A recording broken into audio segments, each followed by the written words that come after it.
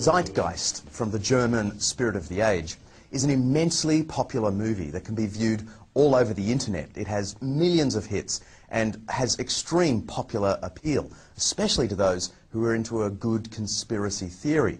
Now, the second half of the film is an elaborate portrayal of the 9/11 tragedy as the work of the American government itself. But the first half calls into question the entire story of Christianity.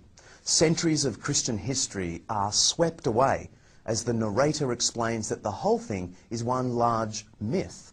Large historical claims are made that, if true, do mean it's all over for those wanting to place any hope in Jesus as someone relevant to today. To get some wisdom on this complicated topic, we've asked into the studio Dr. Chris Forbes, a senior lecturer in the Ancient History Department at Macquarie University in Sydney. Dr. Forbes is a specialist in the history of Greek thought and religion, Alexander the Great, and New Testament history. Chris, thanks for joining us. My pleasure. You've seen the Zeitgeist. What led you, an ancient historian, to watch this internet movie, and what was your initial reaction? Well, I first heard of it because my daughter was spending 5 months studying in Russia.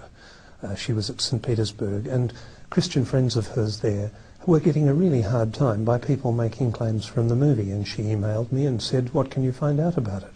So I had a look. And your response? Well, I ended up almost laughing because the claims it makes are mostly wildly wrong and in some cases simply silly. Can we focus in on what is really the heart of the claim of the movie as it connects with Jesus? And that is that the whole Jesus story, of him being born right through to his crucifixion and resurrection, is a mishmash of ancient mythologies. In particular, the mythology of the sun god of Egypt, Horus, we're told. Yeah, John, can I stop you there? Horus isn't a sun god. Okay, but the movie says that he is. Yes, it does. But he's not. What sort of god was he? He's the god of the sky. Ra is the sun god. Okay.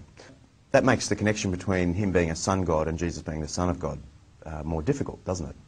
I thought it was only a pun to start with. I mean, the son of God, S-U-N-S-O-N, it's a perfectly good pun in English. Well, it's a fairly bad pun in English. But it doesn't work in Egyptian, and it doesn't work in Greek, and it doesn't work in Latin. It's just a pun. So leaving all that aside, yeah. The claims about this particular sky god then, Horus, are that he was born on December 25th, he was adored by 3 kings, he grew up, he had 12 disciples, he was crucified, and then he was resurrected. Well, that sounds like the Jesus story. It does, because that's what it is. But it's not the Horus story. Oh, by the way, you left out born of a virgin. Born of a virgin, indeed. Yes, except that his mother Isis wasn't a virgin. And there's no suggestion in the Egyptian sources that she was. This whole list of parallels are true of Jesus, aren't actually true of Horus at all.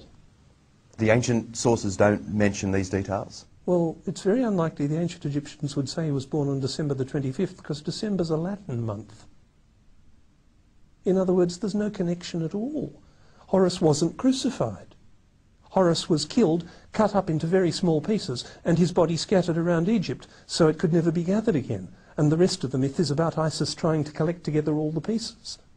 I guess the punchline of the Zeitgeist movie, as it connects with Jesus, is that because the Jesus story is just a mythical construct, which you're saying it isn't, the movie is saying he didn't exist. He's not a historical figure. Does that have currency in serious historical research today? No, there's no serious question for historians that Jesus actually lived. There's real issues about whether he is really the way the Bible described him. There's real issues about particular incidents in his life. But no serious ancient historian doubts that Jesus was a real person, really living in Galilee in the 1st century. The movie, in its list of references, if you get the transcript, some characters pop up, some scholars pop up, and it gives this sense that it is an authoritative movie, like Gerald Macy, G.A. Wells. Gerald Macy, English poet and amateur Egyptologist. Not an expert, not an academic, not actually an historian at all. G.A. Wells, an academic, yes, professor of German literature, writer of popular books, trying to claim that Jesus is a myth. But he's not a historian. Did you find any serious historical work in the list of references? Not a single one. What I found is a whole list of books claiming to be written by experts, quoting other people claiming to be experts, quoting actually none of the ancient evidence at all. And yet a lot of people have been enamoured with this movie or deeply troubled by it. What is your advice to them? Can I be awfully blunt? Don't believe everything you see on YouTube. Given that this interview will also be on YouTube, have you got any further advice for them? Yes. Check references. Go looking for ancient evidence. If somebody claims something about Horace or Mithras or Dionysus, if they're only quoting another modern author, or in the case of Massey, someone writing in the 19th century, that's not good enough. What historians want to know is not do you quote historians, they want to know can you quote ancient evidence. And there's simply no ancient evidence that Horace or Mithras or Dionysus was born on the 25th of December, born of a virgin, crucified. The ancient stories simply don't say that about them. So the parallels with Jesus just collapse. Thank you for joining us. My pleasure.